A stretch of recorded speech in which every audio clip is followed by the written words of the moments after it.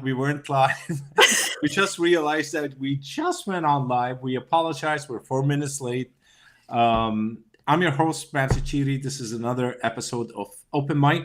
Um, just a bit intro about what I do. I'm an energy healer. Sorry, I'm rushing it because I already said that while we were off. Um, Energy healer, a medium, and a spiritual coach. And I'll pass the mic on to my co-host, Tanis. Tanis, go ahead.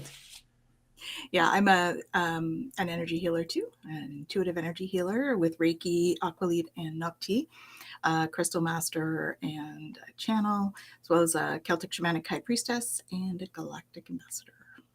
Nice. Mm-hmm. Like we were chatting before we went on live, this is a new, what do you call it? And you think that you do galactic high priestess? Did you say galactic ambassador? Okay, sorry, I got confused too. Celtic high priestess I've been for a while, but Celtic shamanic high priestess. Yeah, that's the one. Anyways, we'll just I have a couple of infomercial before we start. Last Sunday, Tanis had hosted Mystic Messages. It was an evening. It's hosted every 2 weeks.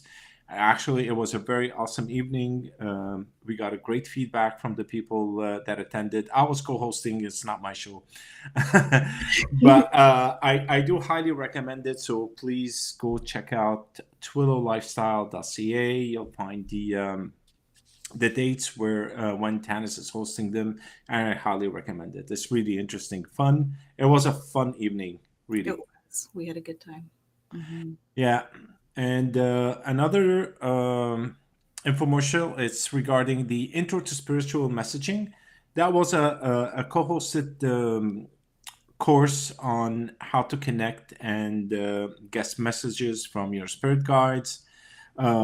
We did it as a first timer. It was very interesting. People actually enjoyed it. We had fun. It was supposed to be 2 hours. It stretched for three and a half, something like that. I can't remember. Yeah, so I think we should increase that to 3 hours. That was actually a really fun time we had. Messages actually were coming from and to the students. I call them student, but I don't know what to call them other than that. But yeah, they learned how to sit in silence and connect to their spirit guide.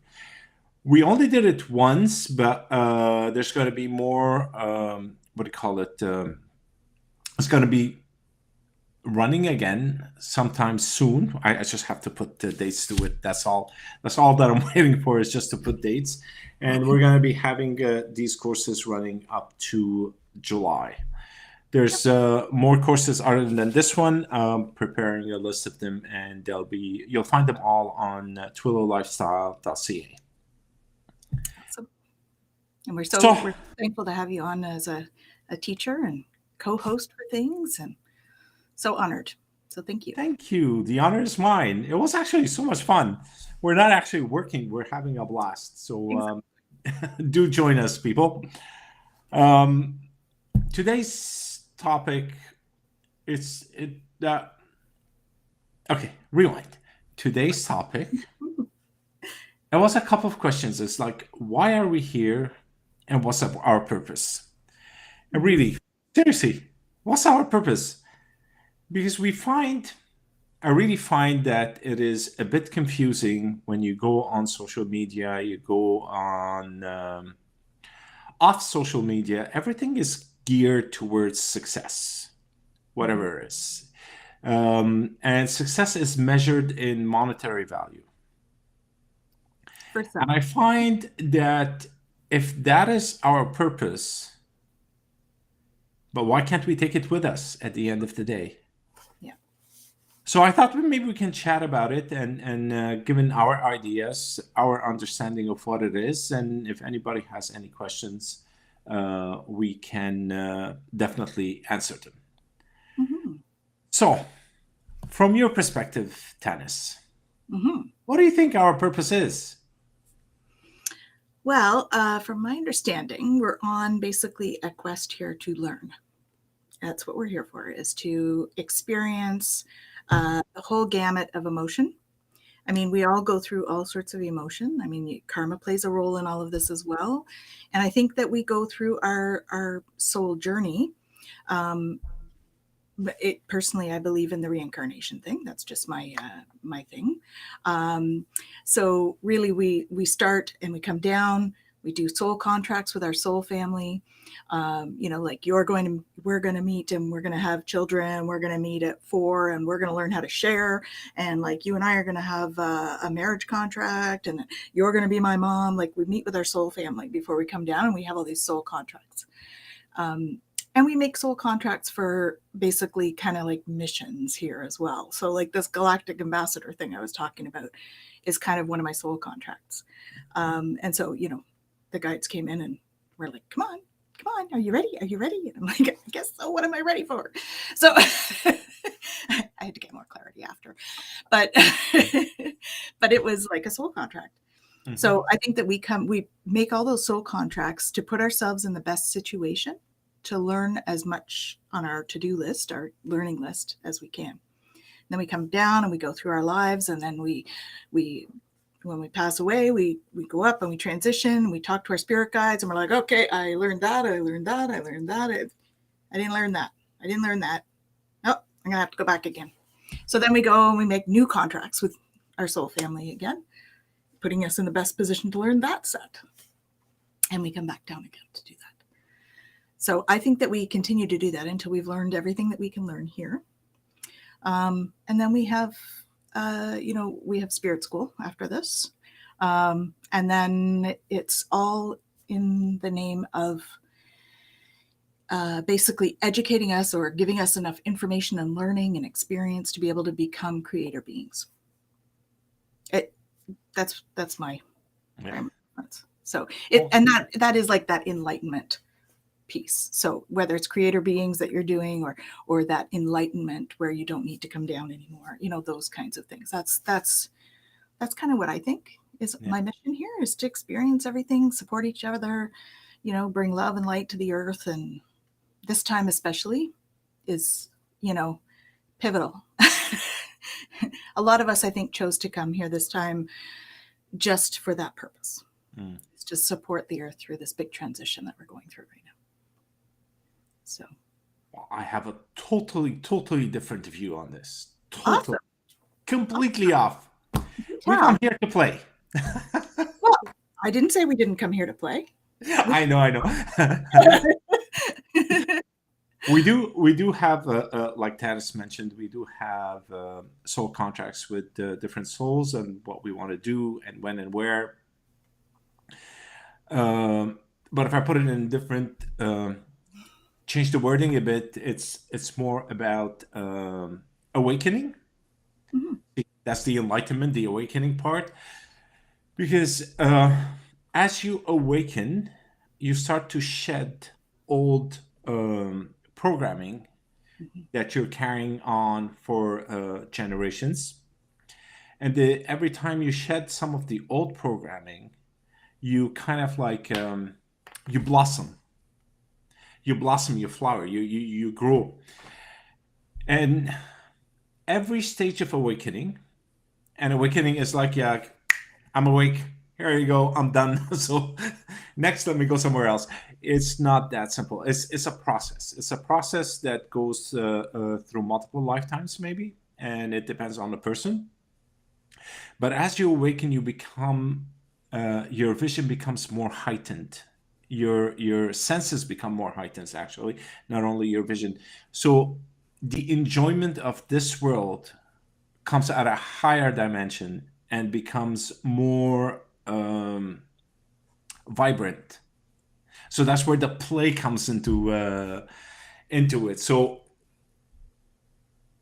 I agree with everything that Tana said, and I'll add those two little awakening points that brings us to a level of, well, yes, it is awakening, but also it's a peace of mind. It gets you to a level where you're not triggered. So life becomes easier, simpler, and more enjoyable. And that brings you to your next step is, like Tanis mentioned before, is to be there for others. Mhm. It is either through holding their hand, crossing their path, or whatever it is, but you come at Holding ease. space. Pardon? And sometimes just holding space. And something you're absolutely correct. Holding space makes a huge difference. Huge difference. Something we're not used to doing, really. Pardon? Something that a lot of us are not used to doing. No, no, no, no, no. We're way too busy with our second floor, Yeah. thinking about everything and not being present for others. And this is one of the things actually that Eckhart Tolle mentions a lot, which is being present, present in a present moment, and being present for someone else, basically to hold space for someone and not say anything, just be there for them. And that actually impacts the other person on a positive note. Yeah, it's a beautiful gift. If you Oh, can just be there and just say, you know what, I'm here. You yeah. need to cry, you need to scream, you need to just sit quiet, you need a hug. I'm here. I'm holding space for you. I'm here for you. So because sometimes people are not they're not up to talking, right? And we try to Yeah. get people to talk, but sometimes they're not up to that. Maybe they just want to sob, which is an energy release. So True. that's probably what their body needs at Hmm. that particular moment, you know. See, what our mind tells us to do, or our programming tells us to do, is that when someone comes to us in such a state, they're broken. So our automatic reaction is, how am I going to fix them? Oh my God. Okay, do this, do that. And then we get stressed out. We pass the stress onto the other person, and the other person becomes more stressed Mm. rather than relaxed. So the only way to move this energy through is by being present for the other person, Mm. not by trying to fix or trying to do other stuff. Yeah. And as empaths, that's the other thing. I mean, a lot of us grew up as empaths, and when you're an empath, you're feeling their emotion so deeply that it's really important to be able to sort of put that wall up during that time and say, okay, this is not mine. I'm not taking this on. And that's the best way for us to be able to hold space for somebody. If we're Yeah. caught up in their emotion, then it's hard for us to hold space in a way that's healthy for them. Hmm. So that's important as well. I mean, there is something to commiserating. We tend to do that. We like put ourselves in their shoes because it's empathetic, and that's great, but we don't need to be there emotionally, right? We can understand where they're coming from, and when we're holding space for them, put up that energy piece so that we can hold space and not be like dragged into the emotion of it. And that's a difficult thing when we're empaths to do that. Yes, and that's why a lot of us who are empath and have no clue, like myself for a long period of time, is that we get hurt not knowing what is happening. Mm-hmm. And in the process, excuse me, we end up retreating, hermiting. And you want to be part of the group, you want to have those friends, you want to go out with them, but at the same time, you run from everybody. You literally run to hide because the sensations are too strong. Mm-hmm. You don't know how to deal with them, and you're not sure where they are coming from, and that's kind of a big issue. Mm-hmm. But once you learn who you are and how to deal with it, it becomes much easier, because once you know what is happening, it's simple. You can there are tools for you to use in order to help you out. And actually, we're going to talk about one of those tools. I call it the bubble. Maybe Tanis calls it something else. Turn to drugs. Yeah. So Okay. we're just looking at some of the comments that are coming in here. So let's just do that first. So hi, Ellen. Nice to see you. Thanks for coming. And then we have some others. We have Facebook users. Love to see you both. Love lessons of resilience. Hugs. And some empaths turn to drugs. Yes. That is true. They do. And that's really because they're trying to numb things, right? So that they don't feel everything. Um, Yes. it also lowers your vibration. So unfortunately, it's kind of not the healthiest way to deal with it, of course, but we do often see that. And hi, Annie. So true. I used to always want to rescue. Now I learn guide and yes, hold space for the ones who need it. Teachers like you helped me on this. Thanks, Annie. Awesome. Um, and we're just going to say goodbye to someone. She has a community commitment. So thanks for coming. Thank you. Yeah. So definitely, I mean, there are skills there to learn for those that are really struggling with that idea of taking on everybody else's emotions. You know, the mechanisms behind it. There are ways to deal with that. And so, you know, Ramsey's going to talk about the bubble, and I think that's an important one. And the tubing, we've done that on other shows. We can do that again if you like. But why don't you go ahead and talk to them about the bubble, because I think that's an important thing. My lower bubble. We all have bubbles around us. We call it etheric field. You can call it whatever you want to call it. There's 100 names to it. It depends on which language you're using. But it's actually your vibrational field where you feel through. Mm-hmm. And that's a bubble. So you have a bubble. I'm here and there's a bubble around me.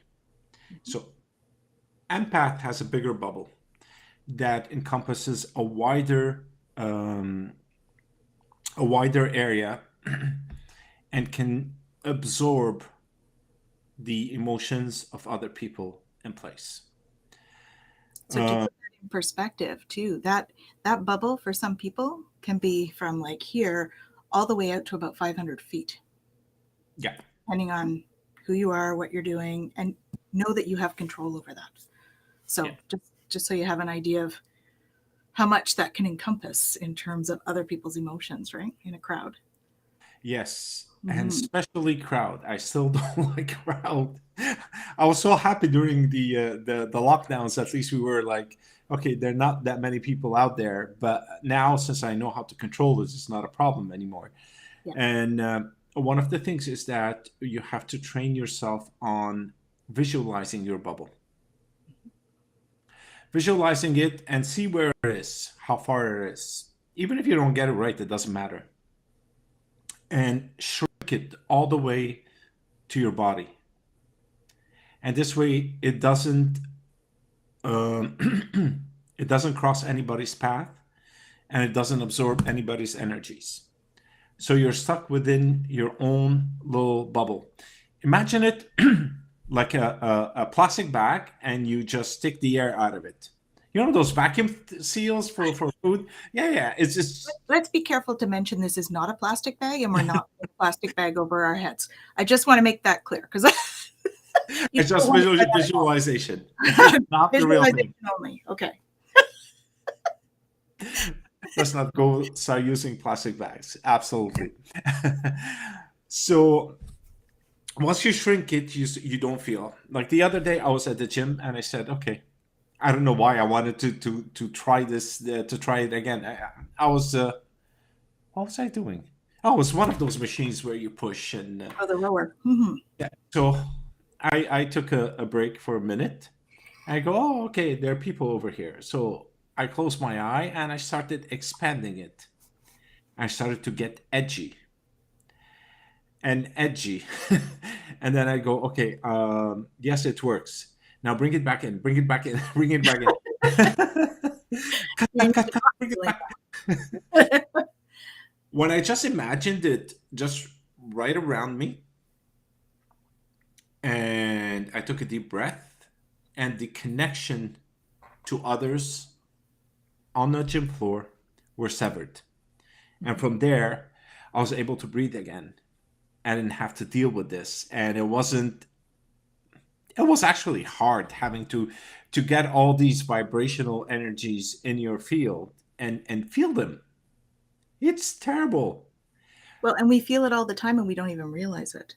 That's the problem. Yes. It's kind of like, when there's a power outage and all of a sudden it's like super quiet and you're like, what happened? And you realize all the buzzing that happens from your like appliances and your lights and your computers. And you're like, oh. Oh, So it's kind of like that, right? It's always there, but we're so used to it that we don't pay attention to it. yeah. So that's kind of the awareness piece, because as we start to become more aware, we start to thank you, Dylan. How are you? Dylan Black's joined us here. Yeah. Hi, Dylan. As we become more aware, right, we open up to those things. So we start to be able to consciously decide what we want to take on and what we don't want to take on. Yeah, So, absolutely. which is kind of what you're doing. And I mean, the other thing that's empowering to know is that you can do that just with thought, right? Absolutely. Our consciousness. Thanks, Dylan. You're making me blush. Yeah, so our consciousness creates our reality. And so the more we can do what we want to do with our energy, just with our thoughts, the more empowered we are. If we know that we can do what you just said, Ramsey, right? You can inch it out just by visualizing and then pull it back in just by visualizing. How empowering is that? To know that you have control over what you feel, what you're putting out there, and what you're projecting, right? I mean, we often don't know that. We're not taught that in our regular lives. No, absolutely not. We're not, and that's an issue. That's an issue, especially for me, because I'm an older generation, so these things weren't spoken about. We didn't have internet to actually read about it. Yeah, but you've done this before, Ramsey. We had those big phones like this. But you've done this in other lifetimes. Yeah. So it's a remember. Definitely, Yeah. and that's why slowly it started to come back through the connections that I had to awaken those memories that I had, to be able to overcome all my obstacles and be here today with open mic every other week. Well, we're supposed to do it every week, but we're doing it every other week. So yeah. See, you're not that old. You're being No. old. You're not that old. One of our listeners. So, well, it depends whether you're talking physical age or whether you're talking soul age, though. soul age is a couple of thousand years, not bad. I think more than that. It doesn't show. Actually, it does in the way we are, but not in our physical. Yes, thankfully. We're both kind of old souls, so we've done a fair bit of past life work, the two of us, and so we've had conversations about that, about being old souls and stuff. So, So Tennessee, we're gonna go over the tubing also. Sure. As a reminder, we've done it in a previous episode, but it's good to remind our viewers, you're not that old. Oh, thank you, Facebook user. How do you get to that number? Oh, you mean a couple of thousand years? Well, past life regression kind of gives you an idea where you were. Recently, during meditation, I've been getting visions of a previous life. A life, one of them actually was when there was one pyramid in Egypt and two moons. And I was shocked by the image, and it's still like imprinted in my mind. So that's why I said a couple of thousand years. But the honest truth, I wouldn't even know how old. I'm not convinced that that's on this earth, Ramsey. I'm just saying. It could be We somewhere have else. lives on other areas as well, right? Yeah. Other planets, and so it wouldn't surprise me if with two moons, either it's really, really old here, or it's on a different planet, but you had that lifetime. It could be. But the image was very, very clear. And I was like, oh, and I got out of my meditation. Go back, see what's there. I couldn't go back to that place. You got what you needed, apparently. Yeah, I mean, the other way we get to find that out is by observing what you see in your past life regressions, right? So I know I've got past life in Egypt. I have a past one in, like, I'm not sure. I think it's ancient Greece, Mm. and so that's really far back. I remember doing one. Actually, I did a past life. This shocked me. So this was the very first past life regression I ever did. Hi, Sandra. And it was in Psych 101 in university. The prof did a past life regression in the classroom for everybody. And I remember thinking how weird it was. So we did this past life regression. They took you back to childhood and then before that. And then he had us look at what we were wearing, because that's one of the ways to be able to tell, right, where how your lives are. I was a man. I was very heavy, or very hairy, I should say, and very, let's just say I looked like a caveman. And there was a lot of rock. I was not wearing very much in this thing. Very large feet. And so it was like caveman days, which I was shocked, needless to say, coming back from this in my university class. And it was funny because all of these other students were saying, oh yes, I saw like those old British shoes, and so that is how you tell sort of how old your souls are, right, is by sort of what you're seeing in your past life regression things, and then looking at historical data to look at that. So yeah, that was my very first one, way back. Shocked me. So I guess I'm an old soul. No, and I've had those on other planets as well. So also old souls have, from what I've seen in this lifetime, are more grounded. You see the person to be more grounded, so he's an old soul. You see some people that just want to go party, have fun, whatever it is. It's like they're new. They want to just like acquire everything and enjoy everything and be there and just party all the time. Okay, they don't have to party all the time, but there's that energy to go do stuff. While an old soul is more mature at a younger age, which I see my nephew. He was young, and I go, oh my God, he's a couple of thousand years old, this kid. He holds it well. And kids often get told you're 5 going on 25. Yeah. That kind of thing, because they bring this wisdom through. Yes. And it's obvious in how they speak, how they interact with people. It's not as childlike. And the children being born now, more and more, they're coming back with remembering from previous lives. They're starting to come back and say, I used to live there. And they're talking about that lifetime when they were, living in the house down the street, or, the other country, and they're giving shocking details about those lifetimes. So, those are the kinds of experiences that are becoming more common because of this raise in consciousness that we're having, where it's the higher awareness. Absolutely. Yeah. Absolutely. I hope that answers the question on how do you get that number.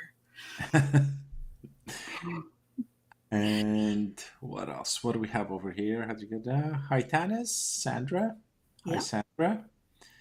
And evening speaking different language. Even speaking. Oh, yes. Yeah. Yes, the kids come in speaking a different language. Yeah, for sure.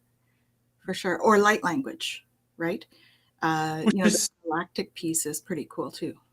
Yeah, that's gaining a lot of grounds. The light language. I didn't understand what it was. Actually, on Awaken to Your True Self page, you'll see. I think the name is Metatron. The person. Yeah. Well, he's. I found him somewhere. I found him. Oh, okay. So he goes by that name. It's Yeah, a human. his name is Ismail Rodriguez, Okay. and he has a light language events every Thursday. Actually, today, Awesome. but it's at I believe it's at 3:33 p.m. our time, which is 8:30 UK time, and they do light language.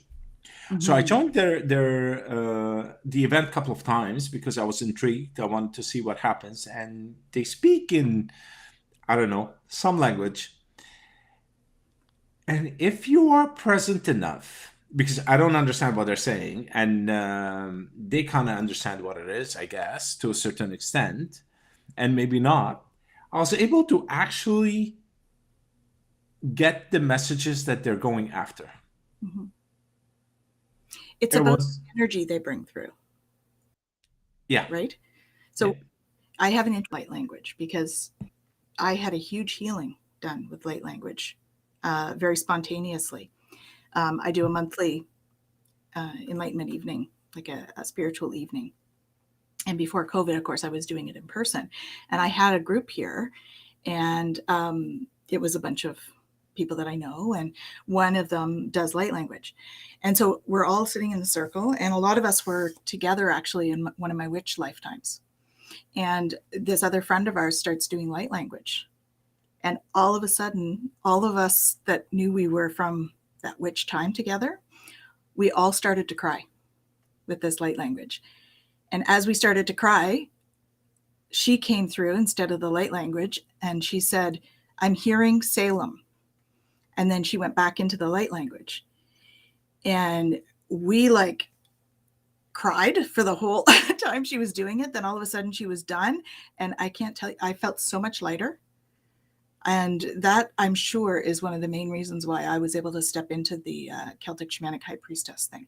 Mm. Because before then, I'd had a real block in terms of that type of spiritual practice. And so it was incredible.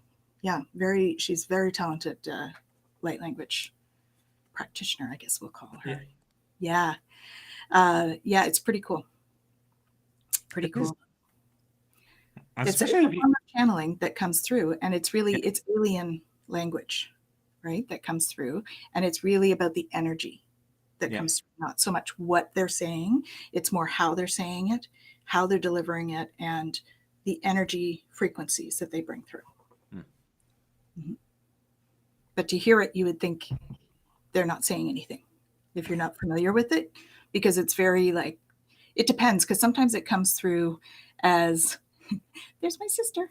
Hi, Anne. Sometimes it comes through as like singing. Hmm. Sometimes it's very melodic and it comes through as singing.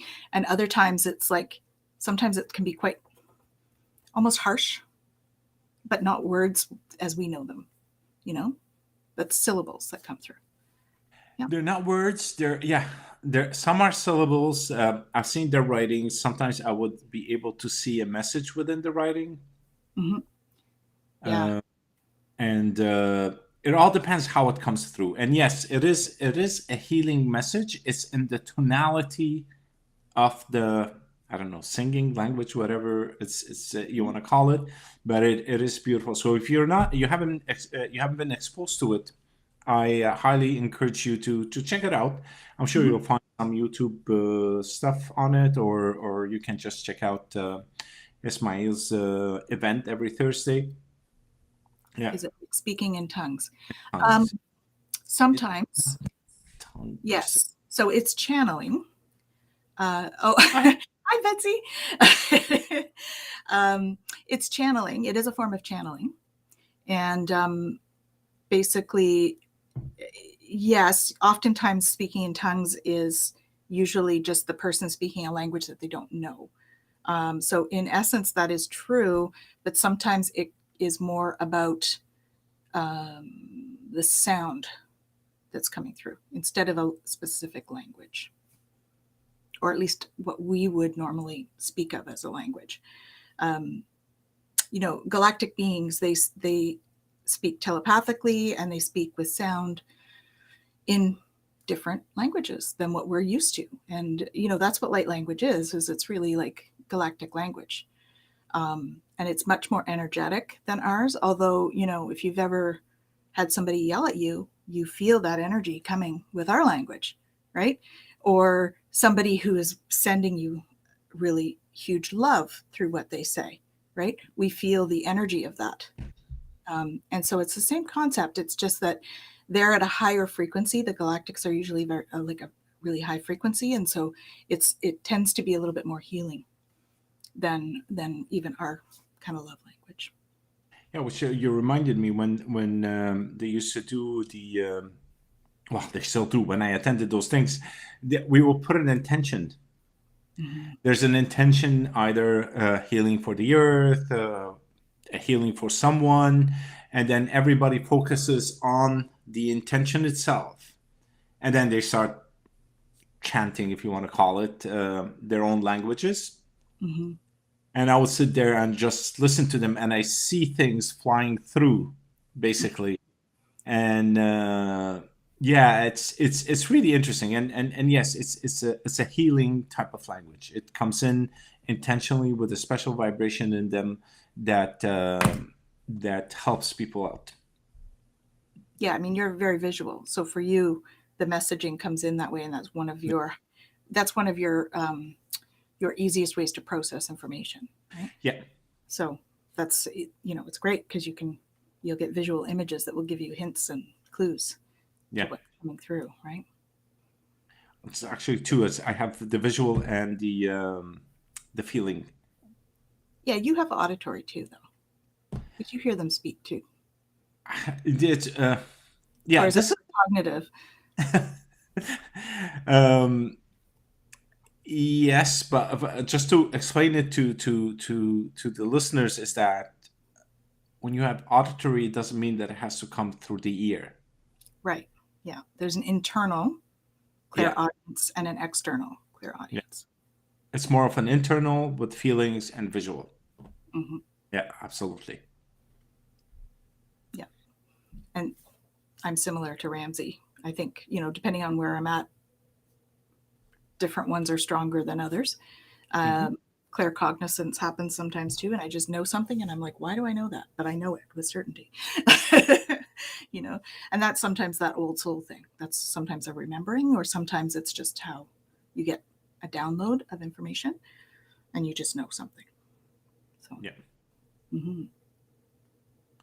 Anyone has any question regarding the light language or the healing portion of it before we kind of jump into something else?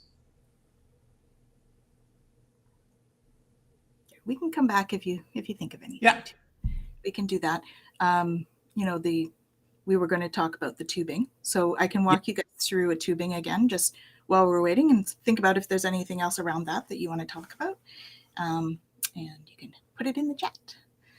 All right. So we've done this on previous shows, but it's always good to do. I do it once or twice a day anyway, so it's great for empaths. So if you want to just close your eyes for a moment and take 3 big deep breaths in through your nose and out through your mouth. And I want you to, as you're doing that, just feel into your bubble, your energy field around you. I just want you to feel what that's like right now.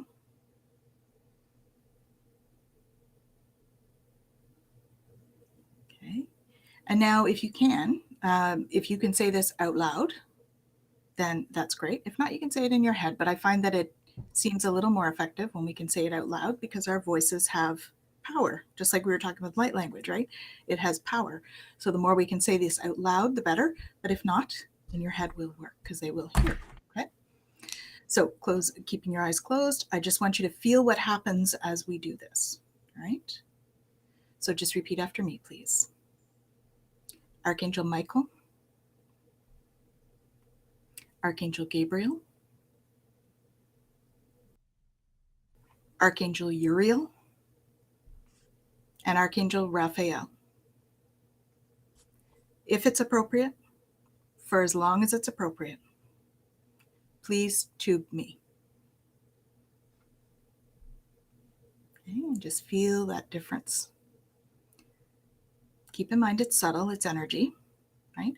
Some people feel warm sensation come over them, some feel cool because sometimes the archangelic energy is so high vibration it goes past warm to cold. Sometimes they just feel a vibratory sense. So I'd love to hear what you feel in the chat if you're out there and you've done it, and whenever you're ready. I know some of you have done this with me before, so a warm sensation. Great, Jem. Awesome. Thanks for coming, by the way. Yeah, they bring a big tube of light down around you. So it's almost like a little vacuum tube. So they put this big tube of light. So the archangels is who we call in. It's an archangel tubing. They bring this whole tube of light down around us, and it kind of acts as a vacuum and takes up some of the dense energy, and it leaves it in place as long as it's appropriate. And then anything coming at you gets transmuted before it gets to you as it goes through light. Yeah. You mentioned something about the words and programming, and I thought it was interesting to just mention it. Mm-hmm. What we say, what we verbalize in words, and what we think in words program our mind. 100%. There are no two ways about it. The only way you can change something is by changing the programming. And to change the program, you change the words. It's like a dial. You take it from 96.5 to 101 to 107. It doesn't matter where you want to be, just choose a station and use those words for that station. And these words program not only yourself, but your surrounding also. Yeah. Because our bubble that we've been talking about vibrates outward based on the programming that we hold inwards. So our outer reality is a reflection of our inner reality. So once we start doing work to reprogram our inner reality, we tend to open up our eyes to different versions of what is going on. Our vibration that we start to emit change. Mm-hmm. And then with that, we change our reality that we see. So words are extremely, extremely important. Absolutely. Use them wisely. That's why they call magic spells spells. And they often come with words because words are strong. They have power. Right? Next time you're in a situation and you find somebody is yelling, tune into that energy field of yours. Just for curiosity's sake, tune in briefly. Don't put yourself in harm's way with this. But if someone is in the room, and it doesn't need to be angry yelling, it can just be yelling, like it just as a loud booming. Feel that energy. Feel the energy that's coming when somebody is putting power behind their voice. Okay? Because it's really important. There's no silly questions. What about dreams? She says. Okay, so what about dreams? In terms of how do they work? What's the mechanism? Maybe a little more clarification on what you mean about that. Our dream time is astral travel. So it is usually a time when our consciousness leaves our body while the body rests. And so we astral travel, and sometimes we'll end up visiting other timelines, or there is no time and space in the spiritual. So sometimes we'll find that we go back in time, or we'll go forward in time. People visiting you in dreams. Yes, so people do that because, we're going back and forward in time. So if somebody else is doing the same thing and they come to visit you in a dream, then it's because they're astral traveling to come and see you. And we can also astral travel to other timelines and see what's happening there. And then timelines are created when we make a decision one way or the other. So sometimes we'll go left one time and right. We decide to go right. We can go either way. We decide to go right. Maybe we want to go and see what happened if we had gone left, because that's created. We just didn't choose to take that timeline. So sometimes in dream time, we'll go and check out what that other timeline would have been to see what would have happened, because sometimes we want to learn from that, right? And oftentimes it's almost the same. And so that's where this deja vu comes in, right? We've sometimes gone to the other timeline. It's almost the same. So we feel like we've been here before, because we have. We went back in time or went forward in time in our dream time, and we've actually experienced it as a consciousness, not physically, but as a consciousness. So that's where deja vu comes from. And absolutely, we can visit each other. There's a whole other lifetime of, or a whole other bunch of stuff that we do. We visit other dimensions, other frequencies, all sorts of things when we're in our dream time. So have you guys ever had those moments where you wake up and you're like in this big start, like your body is like almost jerked when you wake up? Well, that's like a rough re-entry.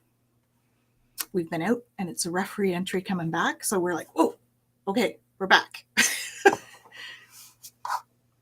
So I hope that answers your question. We do. Yeah. Yeah. So you're astral traveling a lot. I mean, we don't if we're not in a deep sleep, I don't think. But for the most part, most of us astral travel pretty much every night. Yeah. We just don't realize we're doing it. It's not a conscious thing for us. Lucid dreamers, it's a conscious thing. Lucid dreamers know that they're dreaming and they can actually control what's happening in their dreams. And that's another whole skill. Not mine. I'm not a lucid dreamer. My pleasure. Lots of love, Amy. If being an empath and being around people, if you can't take the energy, what do you do? Okay, well, the tubing technique we just did is a great one to do. And the other thing is the bringing your aura in, like Ramsey said, right? And the more you can increase your vibration, right? Yeah. The more you can sort of stay out of the weeds as well. So when you increase your vibration, aura becomes stronger and stuff has a harder time coming through, almost like the tube of light that we did, right? But you're creating your own. Yeah. So I would do the tubing before you go to the mall. I don't like malls, but yes. Tend to collect some energy. So yeah, do tubing before you go. The tubing that we just did. Okay, if you need that, let me know. I can send it to you. And Anne, so you're a lucid dreamer. Very cool. You can control what's in your dreams. Awesome. Yeah. We should have a chat about that. And also sometimes we get visited by people who passed. Yes. They do come sometimes in dreams, sometimes in the waking state, and they would have messages to pass or something like that. When my dad passed away, a couple of times he came in a dream, and a couple of times in a waking state. So they do come and they pass a message, and then they go. So yep, no problem, Shem. I'll send it to you. Thank you. Yeah, so that's part of what being a medium is, right? Yeah. Is that we're able to tune into that. Absolutely. Mm-hmm. And that certainly came. So what was it like for you when the first time you saw the dead? The first time I saw it, I don't remember. I remember knowing that my grandfather passed away a long, long, long time ago. Mm-hmm. And I did not know that, well, we were in the war, so there were no telephones and nobody could call us from outside of the country. And I knew that he passed. It was a very strong feeling. Mm-hmm. But I did not see him per se. And I must have seen a lot of people from the other side, and I blocked it after a while. Until when my father passed away in 2019, and actually we were in church during the mass, mm-hmm. and I was transported out of the church into his bedroom, and I saw him sitting there, and he was looking at his. He was kind of sitting on his bed, looking towards the pillow. And I look at him and I go, "Have no worry, we'll be okay. You just go where you have to go for now." He looks at me, he smiles, and he disappears. And instantly, I was back in the church. I go, "What just happened?" That's And cool. you can't tell this to people because then, Yes, you can. Lots of people have experienced this stuff. You know, that's part of my mission, is to get people to talk about these experiences, because there's so many more people that have this kind of experience and they don't understand it and they can't verbalize it because there's been such a stigma to it a taboo, big so taboo. many years. But almost, you know, there's probably 75% or more of the population that has had some kind of what we might call supernatural experience. Yeah. They poo-poo it, or they sometimes they'll forget, right? So Yeah. because they don't want to be able to, they don't want to have to face that scrutiny, Yes. right? So Yeah. I know that's part of my thing. I mean, it's funny because before I started this journey, I was definitely one of those people that was worried about what people were going to think. And, you know, I'm kind of out there now. So it's who I am. And I can't change it, nor would I want to. No. You know, I wouldn't do it anymore. I wouldn't. No. Like, was it a year and a half ago? I was doing something, and my friend's father I felt the presence. I didn't see him. And of course, I heard the voice in my head saying, "Please tell." No, he didn't say please. He said, "Tell my daughter I'm proud of her. I'm proud of everything that she did." And she had just had a baby. And I didn't know that she had named his second name was her father's name. Yeah. It was interesting, and actually, like, I got shivers, and it was split a second. The message came, and he left, and I passed it on to the person. Mm-hmm. Yeah. Yeah. So Betsy says her mom passed away in 2019. Yeah. And sometimes she pops around. How can I know what her message is? And what is she like? Is she trying to tell me? What's the message she's trying to tell me?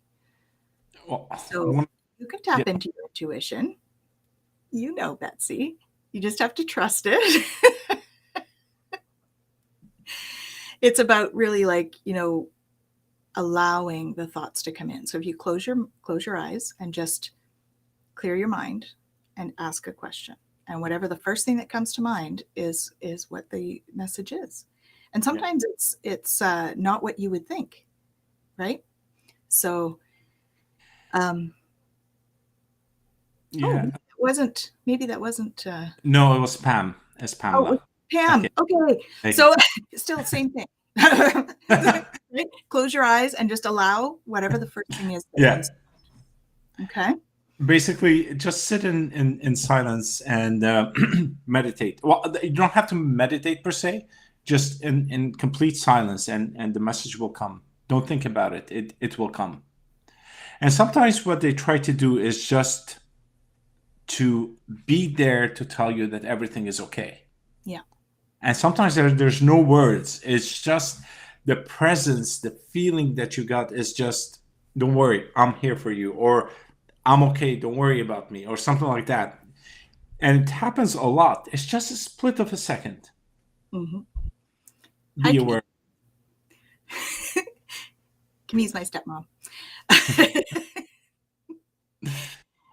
She has a question, actually. So she says, hello, Tanis. What do you think of dogs seeing a spirit or ghost and reacting to it by shaking? Yeah. So they're very, very sensitive. Dogs are super sensitive. Okay. Yeah. So for them, seeing a ghost or whatever, it can be overwhelming in terms of energy. So it may not necessarily be a negative thing that's there. It could very well be a family member, which is, I think, my conversation earlier. And it's probably a family member, and the dog is just not aware of the energy or they don't know the person. So the energy, because animals pick up on a lot of energy around, hey Liz, and that energy is, they experience it differently. And because they're so sensitive, especially if the dog has some trauma, any sort of change in the vibrational frequency around them, they're going to feel that.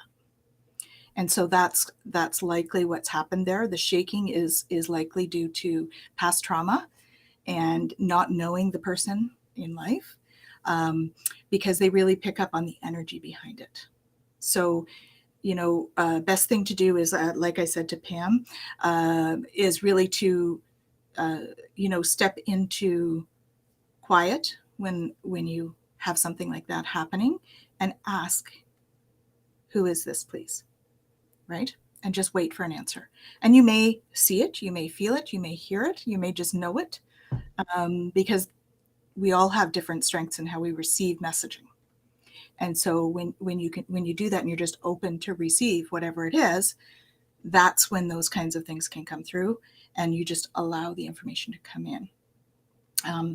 In the particular situation that Camille is referring to, when I tapped into it, I did feel that it was a family member, and I did some muscle testing on it and got confirmation, and the guides confirmed that as well. So it's just an energy.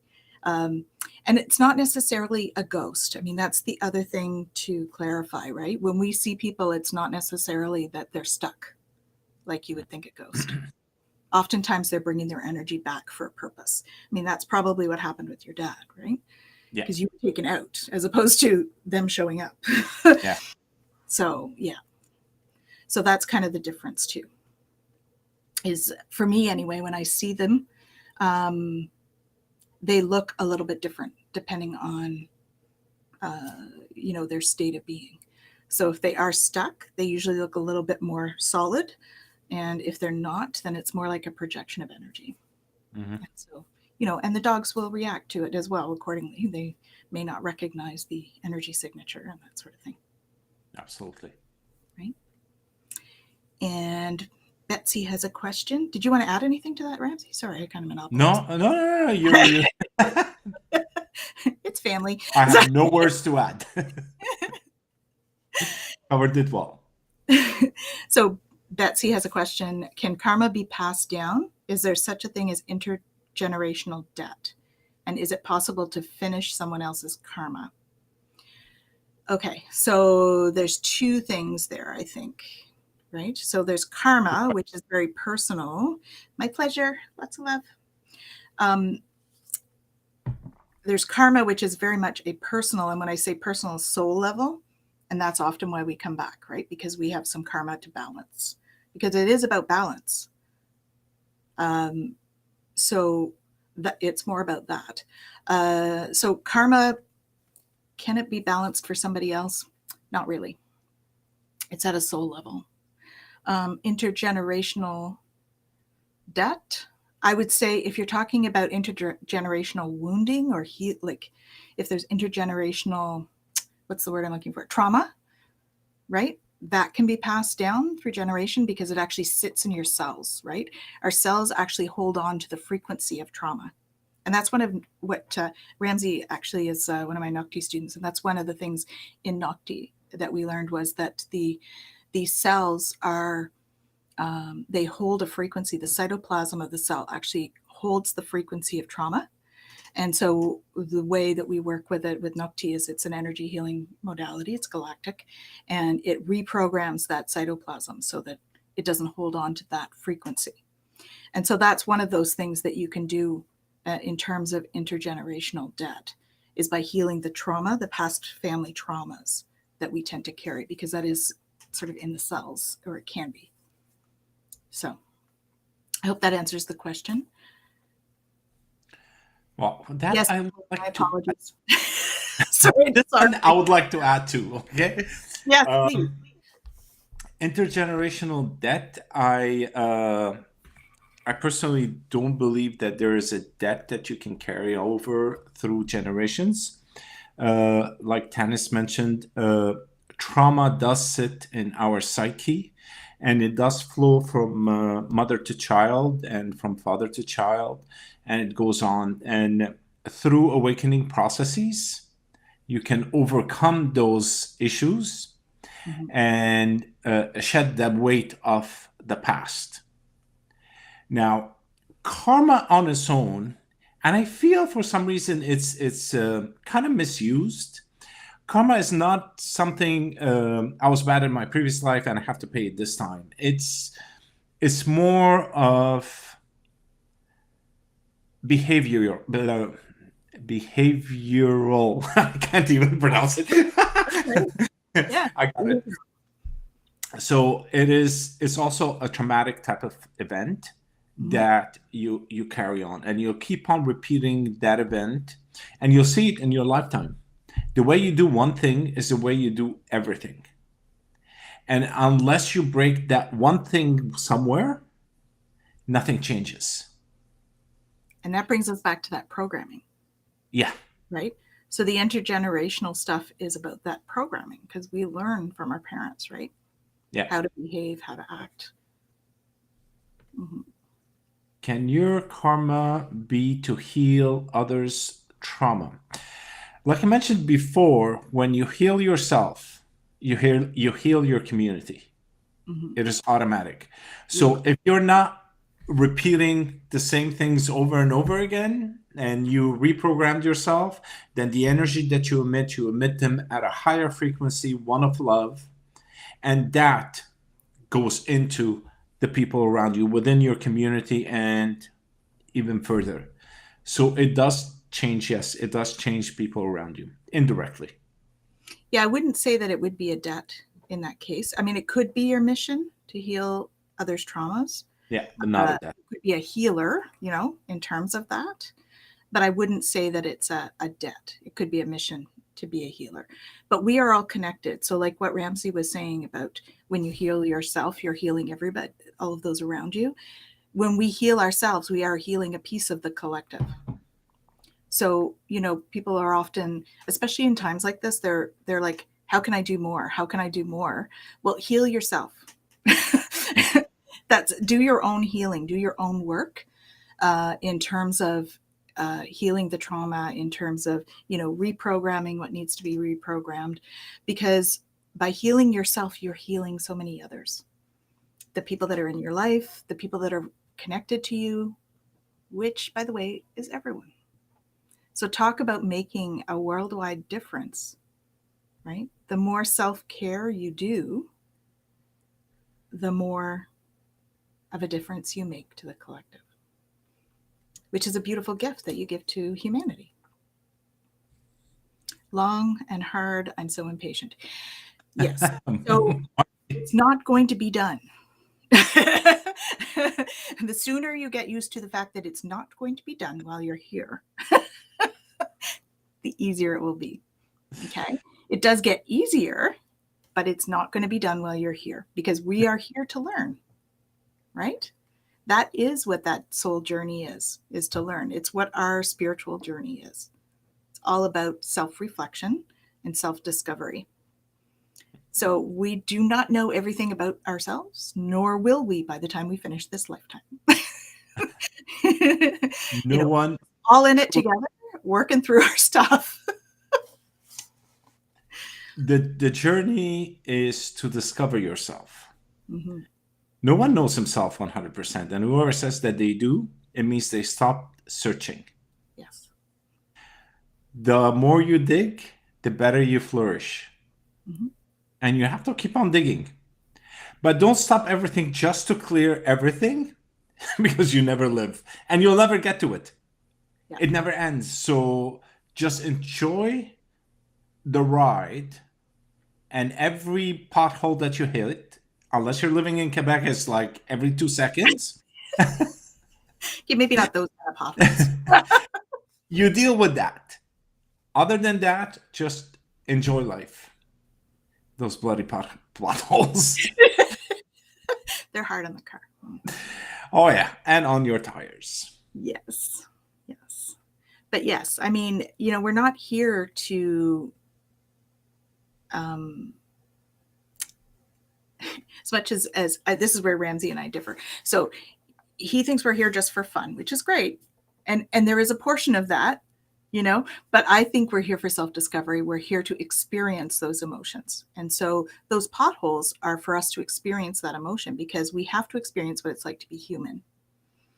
And humans are all about the density of our emotions. And so instead of pushing our emotions down, allowing them to flow through, which helps us to create more play and fun, by the way, in the long run, allowing them to flow through allows us to experience that.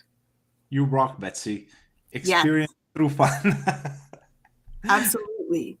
But when you talk about when you talk about things like grieving and stuff, hey Jen, when you talk about things like grieving and stuff, right? We're going to have those emotions. Mm-hmm. I think, sometimes we think that we have looked at them, and we're so programmed that we're not supposed to feel those emotions. We're supposed to just, deal. And it's okay to feel the emotions. I find myself, the more I can allow myself to experience an emotion at the time, the lighter it is, right? If I actually push it down, then when it comes out later, it's like, as opposed to, I might just have a few tears now if I'm feeling sad, right? It does come back with a vengeance. It does. To the old stuff right now. Margie, in a huge portal to old stuff right now. Uh-oh. Yep. There's a lot of that coming up. Right? Yeah. A lot of that stuff. I've been exhausted for the past week, actually. Monday morning I woke up and I wanted to go back to bed. A lot of stuff, and it's actually depleting a lot of people around. Mm-hmm. Feeling buried alive never dies. True. And I'll give you one example on that. When my grandmother passed away, she lives in England, and didn't do much grieving. It's like, yeah, okay, I love her and everything, and I truly love her. And it got buried. And a couple of years later, we went to London to visit. I swear, I put my foot down on the ground and I went ill for 24 hours. 24 hours, it was brutal. It had to get out of me. And after that, I wrote, I don't know what they're called. When you, tribute. Mm-hmm. I couldn't control it. It had to come out. It just came out. The minute it came out, everything was much better. I posted it, and it was like, oh yes, now I feel good. Now I can enjoy the time there. Yeah, you had to get rid of it, right? Yeah. It had to come out. You had to release. So Jen says, so Jen's one of our teachers. We're all on the same teaching team for Tola Lifestyle Academy. So she has a great perspective here. She says, you guys don't necessarily have different views. You just look at the bigger picture from different perspectives. We're here to experience bliss. The thing is, our concept of bliss is incorrect.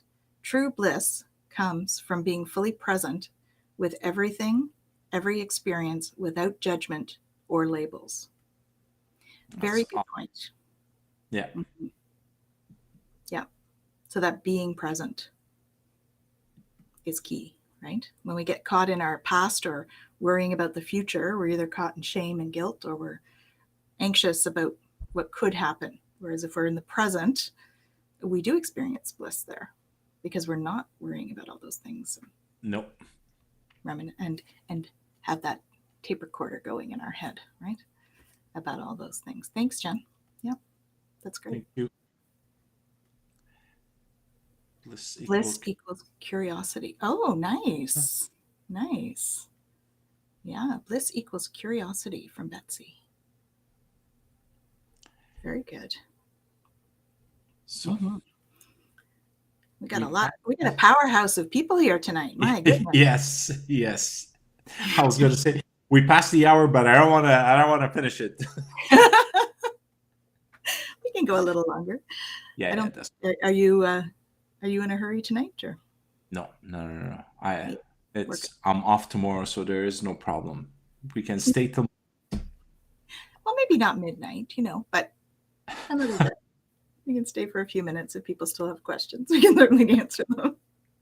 Please bring in your questions. Have no worries. We're here to answer. Mm-hmm. So back onto messages from the other side. Yeah. Just want to say is that happy Easter. Shem. Thank you. One of the things with those messages are just to assure. It's like your spirit. It's like your spirit guide or your guardian angel or whatever it is, but it's coming in the form of a person or a loved one that just passed. Mm-hmm. They come back just to give you that message that of hope and love, and that message says, "Have no fear. I'm good." Mm-hmm. Maybe things weren't good during the life of that person, but once they transform into the spirit world, then they're fine. Yeah. And all they try to do is just pass on this message: hey, don't worry about me. I'm good. I'll keep an eye on you. You don't need it, but I'll keep an eye on you. And it happens a lot. And with a lot of those readings that I've been doing recently is that the message is almost consistent. Mm-hmm. They just want to make us feel good or okay. Like there's nothing to worry about. Yeah. That's been my experience too. Yeah. The other thing I find that's interesting that people have a hard time with sometimes is when they come in and they are talking like that about love and forgiveness. And, oftentimes they're coming back to forgive, to offer that or to ask for forgiveness for something. And when they're asking for forgiveness, it's for you because they're not really in that state anymore. Mm-hmm. Right? So if you can't forgive them, then that's okay. They're coming back to offer you the opportunity for forgiveness for you because forgiveness is about us. It's not about the other person. True. And that brings me back to Betsy's question, I think, about the trauma and the debt. So they do come to clear part of that. Yes. Yes, that's true. Don't keep on holding it. Just let it go. Buddy, I'm good. Don't worry. I forgive you. You forgive me. We're good. Let's move on. And that's part of it. That's part of the clearing. Happy Easter. Have a great listening tonight. My first time live. I usually listen a day or two later. By the way, this is Pam. Yeah, Pam. Yes, my apologies. On my screen, it just says Facebook user. Thank you so much for joining us tonight. Really appreciate it. Lots of love. Thank you. Yeah, love that I can't get it right. I got it. Getting it? Look at that. It took a while for me to be able to move my fingers properly, but so that's usually those messages, and they break trauma and if you want to call them karma, but it's usually trauma that you carry with you. Because for some reason I just don't like that word, karma. No, I feel that it's too heavy. Okay. It is based on it's either it was misused because I don't think the Indian use it in the same fashion that is used in the West. I think it's been misused with a lot of commercialization of Eastern religion. So to me, it feels so heavy that I prefer to call it something else than to call it karma. And it could be the same meaning behind it. I think that, the word karma has been used in the negative, like for the dark stuff all the time, but that's not what it's about. It's about balance, right? True. Good karma and bad karma. And those are just concepts, like really what is good and bad, right? Yeah. It's about balancing the energies. And so, that's what karma is really about. But you're right. I think that, the collective has really kind of adopted it in terms of the term being more, it's been Deepak Chopra. Yeah. Maybe. But it's really about balance. Yeah. Right. And it's about balancing your life, balancing your energies, balancing the experiences that you have so that you have both types of experiences, the heavier ones and the ones full of light, the darker experiences and the light experiences. So it's not even about good and bad. It's the different qualities of energy that need balancing. Yeah. Nice The way to. experiences just provide that. Yeah, absolutely. Mm-hmm. Awesome. Any other questions, guys? Yeah, it's such an interesting journey when you start to think about the soul journey in those terms, in terms of that, the karma, the balancing of, one of our other teachers does Vedic astrology, Michelle Marie, and we've had numerous conversations about the karma piece. She's educated me in this, and she's wonderful, wonderful, wonderful lady. And it is about that balance. I mean, there is the soul journey requires the balance, as does each lifetime. In terms of that, but because it's karma, it's something that goes between lifetimes. So that's where you often have that, and that's kind of what I think. Probably watching this going, no, that's not it. But to my knowledge, I'm not an expert in this. Hold on a sec. This is a good point that you just picked on. You're not an expert on this. It's a good one. I just want to mention that we all hold a piece of the truth. Yes. So your expertise in it is based on your observation of it or your interaction with it. So the reality is you are an expert on it from your perspective.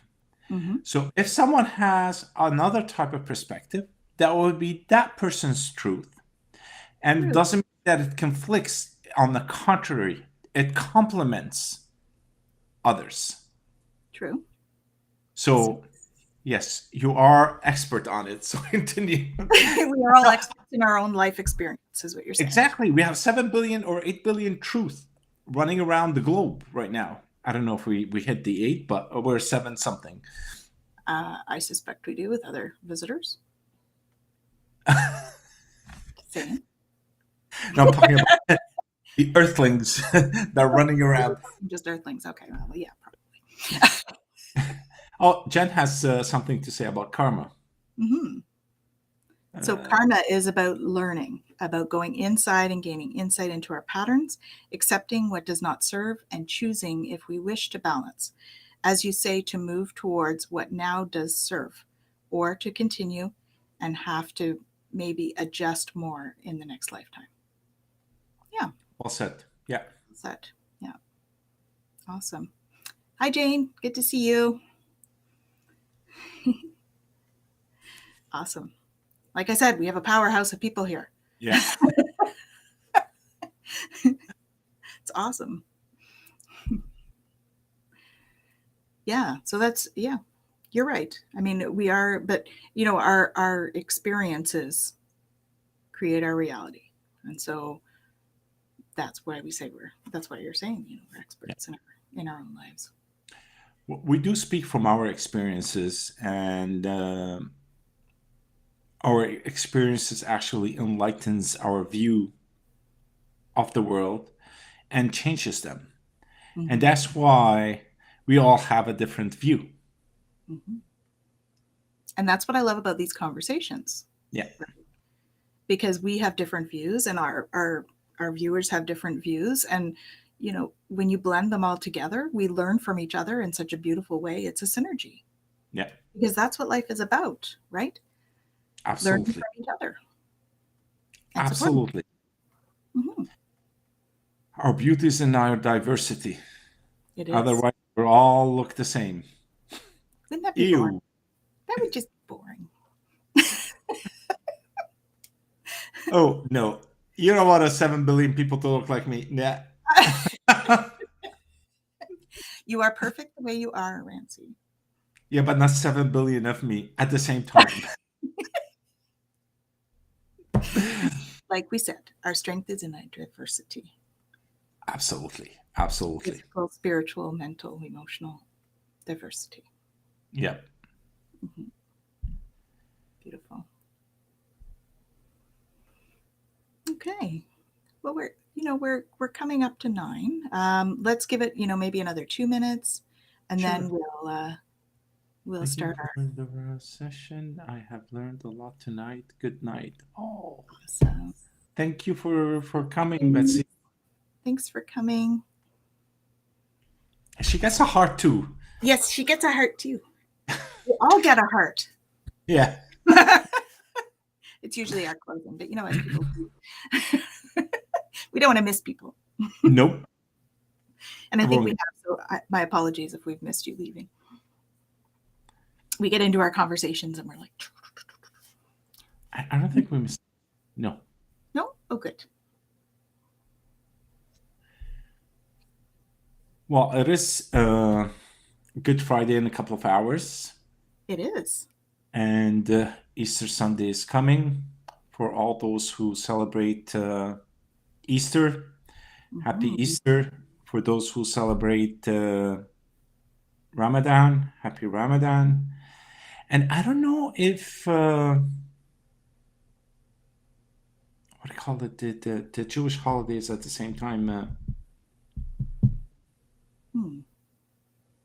I'm not sure which one it is, but it may be. The one that usually lands with Easter every 4 years. Ah, I don't know. Maybe not. Maybe not this year because the Orthodox, Christian Orthodox, I don't think they celebrate Easter this Sunday. Passover. Thank you. Passover, yeah. Mm-hmm. So I'm not sure if it's at the same time. But anyways, if it's not, happy Passover. Anyways, you get it early. And Ostera's already passed. Ostera is the Wiccan pagan holiday that passed Mm. a couple of weeks ago. But we have Beltane coming up on the 1st of May. So that would be that one. It's related, same sort of concepts. Yeah. So, yeah, spring. Celebrating spring, and it actually feels like it out there right now.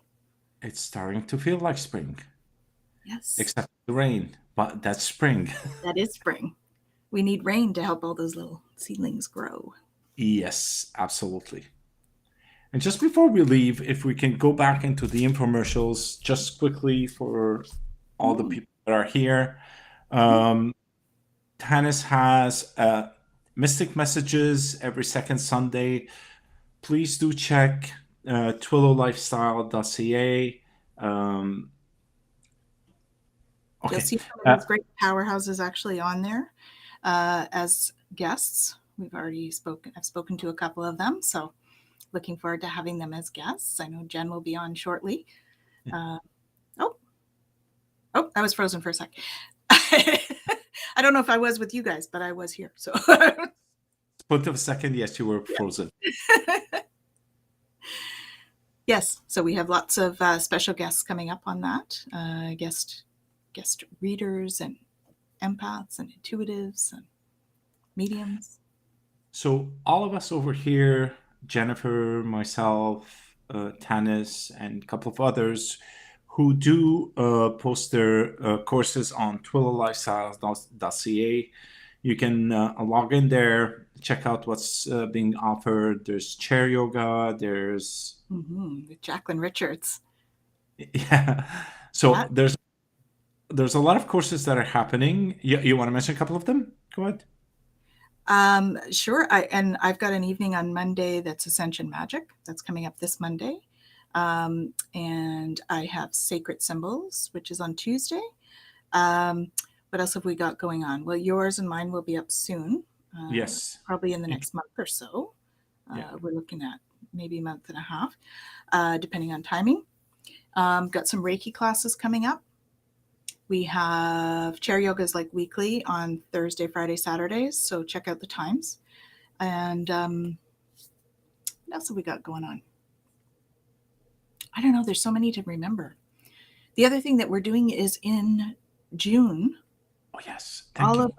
All of us teachers from the Twillo Lifestyle Academy, we're all getting together to do a live broadcast similar to this, and we're going to be looking at the main pain points in our lives, and so basically we're bringing in the experts to answer your questions and to give feedback on stuff, and we're going to have like a 5 hour live on Facebook.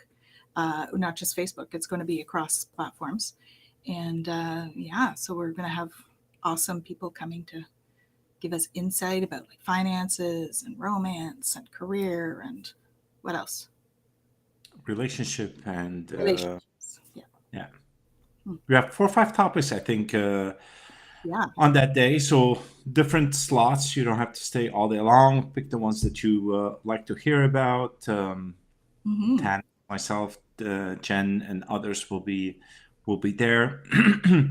So it's going to be an interesting day. It's a happening day.